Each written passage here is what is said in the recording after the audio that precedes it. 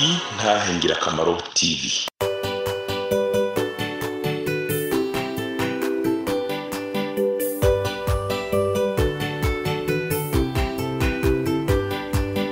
Umwami Yesu arindeze niwatanga amajambo unyabyaha ngo renguka wumva iby'ubugingo atugirira ubuntu akatwiyegereza amajambo meza cyane yo kunera umunezero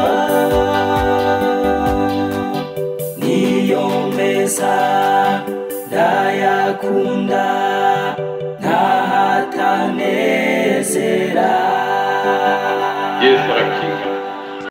Ndabaramukije cyane gose mu izina rya Yesu Kristo umwami wacu Yesu abahezagire aho muherereye hose muri za mpande zine z'isi.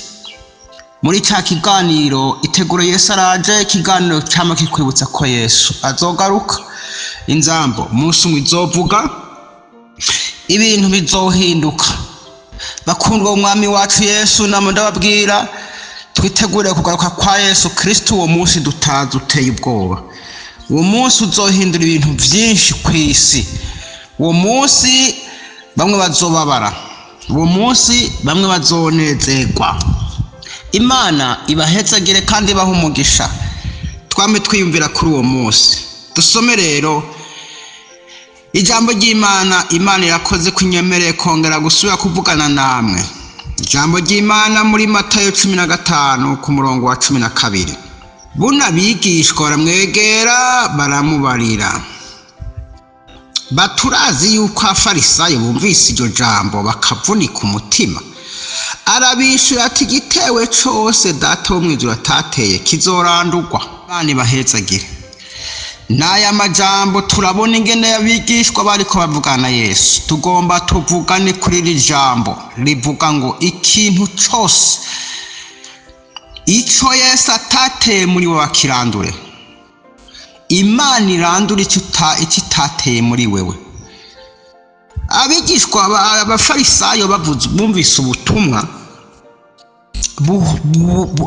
bubagiriza canke butabemerera kw'ibyo bakora, bubahakanira ibyo bakora ko bitajanye n'ivy'Imana, bubagiriza amakosa bakora. Basa rero baracumitwa mu mutima.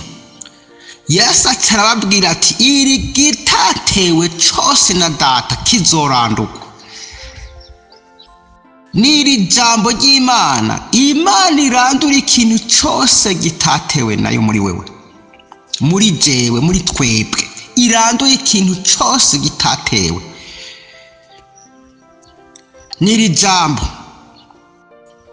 Shatani araza agatera ibintu mu bantu.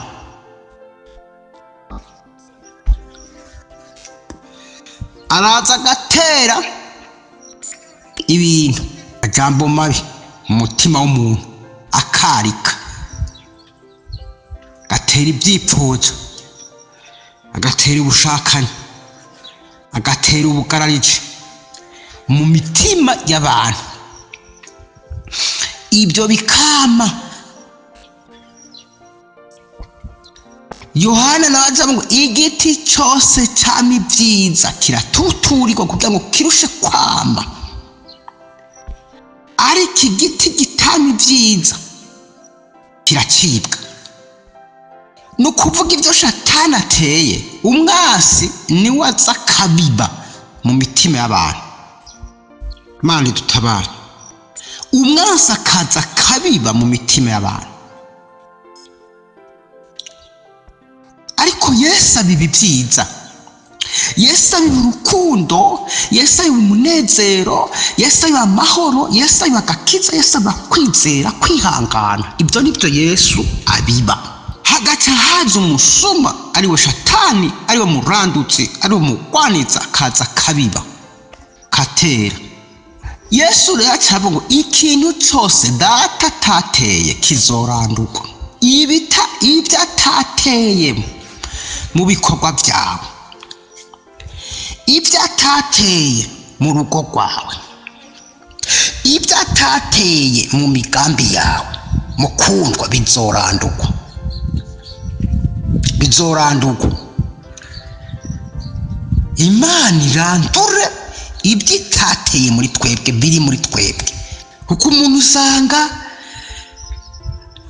harabo ibimuranga, imigambi y'umuntu, ibikorwa by'umuntu, inyifato z'umuntu, ingeso z'umuntu birashobora kuranga ko hari ibyo ibyatewe n'Imana nuko hari bitatewe n'Imana. Imana idufashe cyane dusuzume ibiri muri twebwe, dusuzume ibyatewe muri twebwe, dusuzume ibiri muri ibitubamwo, ibituvamwo ko ari byatewe na Data. Dusanze atari byatewe na Data tumubwira birandure. Imana idutabara, tumubwira birandure. Paulo, ndakunda kuvuga kuri Paulo bakundwa, mwumvise nza ndavuga kuri Paulo muzontunge kuko Paulo yanyigisha cyane. Paulo yari afise ibyatewe muri we bitatewe na Data. Igihe kimwe byaramuranga kuko kwiruka ku bantu b'Imana akabagwanya. Igihe kimwe biragaragara Imana iragomba kurandura ibyo byatewe muri we bitatewe na Data. Aramuhwikira ngo Paulo uri kumpigira iki? Amushira ahantu ararandura ibitari ibyiwe, ararandura iby'umwasi yateye, ararandura ashika ahantu aca mu badikamwe ibyiwe. Niri jambo Imana irandure iby'umwasi yabibye muri twebwe kugira ngo Imana ibadike ibyayo. Sawuli Imana ajya mu igitabo cya Samweli cya mbere